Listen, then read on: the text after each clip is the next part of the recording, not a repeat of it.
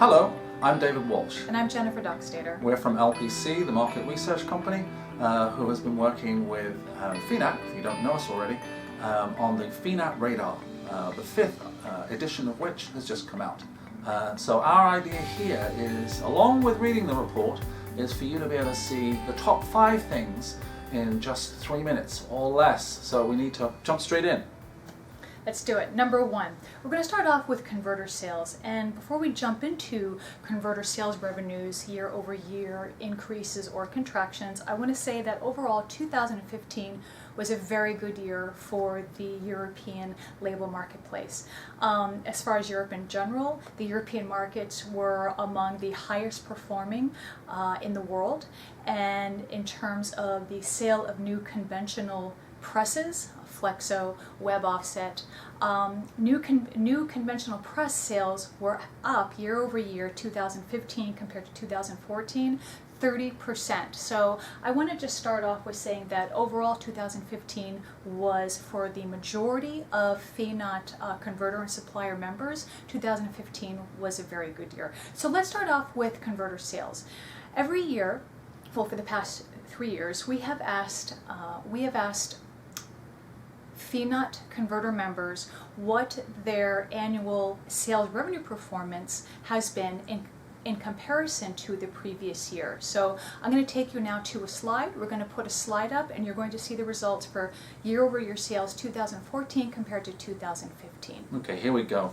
That was more than a minute. We've only got 2 minutes left. Okay, so as we can see, 2014 converter sales were up 6.7%. 2015, year over year, converter sales were up 8.4%. Very healthy results for converter sales. Let's go on. Number 2. Year over year conventional run sizes. What do we want to say about it? What do we want to say about it? Every year, in addition to sales performance, we ask FINAT converter members what their average run lengths are per end-use sector that they serve. So food, beverage, pharma, personal care, health and beauty. What we're trying to do here is we're trying to gauge increases and decreases in run sizes. Are run size job sizes going up? Are they going down? Are there some sectors that are performing differently than other sectors? But we're going to give you an overall view in this top 5 in under 3 minutes, so we better get busy. So where were run sizes compared to the last time, 1 year ago, that we asked FINAT radar converters what their average job sizes were? We're going to take you back to a graph. In this graph here, we have average FINAT converter run sizes 2015 versus 2014. We can see that in 2014, average run sizes for participating FINAT converters were 6,598 linear meters. In 2015, this most recent edition of the radar, average run sizes were 4,908 linear meters.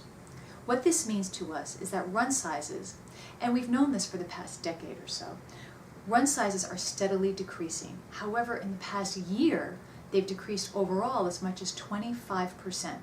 This is significant and is something we wanted to make sure FINAT converter members were aware of. Let's move on to number 3. Number 3 is one of my favorites. It's really asking converters, what are they going to invest in the coming year? What's their capital equipment purchasing plans and hopes? What did they say this year? What did they say this year? Well, as David said, we asked converters what kind of CapEx, capital equipment projections, they're going to be making. What are they going to buy? Are they going to buy finishing equipment, press auxiliary equipment? Are they going to buy a conventional press? Are they going to buy a digital press? We wanted to bring this up because this year, 31% of polled FINAT converters stated that they are going to buy a digital press within the next 6 months. The reason we think this is significant, it's significant because it's a very healthy percentage, obviously. It's also significant because it's the first time in 3 years that we've been asking FINAT converters this question. It's the first time that digital press projections outpaced conventional press projections. So we think that's important. And something else, carrying on from this question, not only do we ask companies what they're going to buy, for the companies that answer that they are going to buy a digital press in the coming year, 6 months, we also ask them, what are you going to buy? Are you going to buy electrophotography? toner-based system? Are you going to buy digital inkjet? Are you going to buy maybe a desktop tabletop machine? Are you going to buy one of the new hybrid systems? So we also asked FINAT converters to categorize exactly what they're going to be buying, and we're going to turn now to a graph once again because we think you'll find this a very interesting chart. What type of digital presses will converters be buying? These are all percentages. Toner-based 37%, inkjet 32%, desktop tabletop 13%, and hybrid 18%. David, I'm going to stop you there because we just talked about the percentage of converters that were going to purchase or said they were going to purchase each of those specific digital formats. It's important to say we talk about participation. More than 80 FINAT member converter companies participated in this most recent edition of the radar. These companies filled out very detailed and specific surveys, and we want to thank each and every company that participated. That was the highest number of participants we've had to date, so we were really thrilled with that outcome. And that's where those figures come from. Thank you.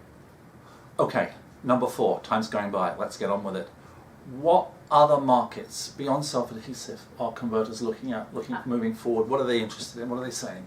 This is something that we regularly explore with FINAT member converters. What we mean by this is what we want to do is we want to gauge the markets beyond, other than self-adhesive, that European converters are looking to enter or that they're very interested in, that intrigues them, that is a high priority in the future perhaps for them. What we mean by other markets, we talk about things like in-mold, flexible packaging, sleeves separate of flexible packaging, folding cartons. So this is the kind of thing we're trying to gauge with this question. And we made this the 4th point in this video because something interesting surfaced from this most recent radar survey. And that was that, let me get this right, 1 in 5 converters said that they were very interested in pursuing the in-mold labeling market. This, as far as converters and as far as the different sectors and where there was the most interest, this time it was in-mold. So that really stood out to us, and we wanted to make sure that we shared that with you. There's obviously increasing interest for companies who are not currently already active in the in-mold labeling sector to enter that space. Yeah, good to know. So finally, number 5, what have we got? This question was all about innovation. I want to bring this up to you today because it's something that converters, customers, brand owners, packaging buyers bring up a lot. Innovation is one of their favorite words. And as most of you know, this most recent edition of the FINAT Radar was the Converter Edition. Every December, well, for the past 2 Decembers, and this December we will see the 3rd December issue, and that's the brand owner packaging buyer issue. For that edition of the Radar, we speak with brand owners and packaging buyers as far as trending and some different indices that we provide to FINAT members. But we wanted to bring up innovation because in the last issue of the Radar, in December, one of the things we asked brand owners was, what could converters be doing better?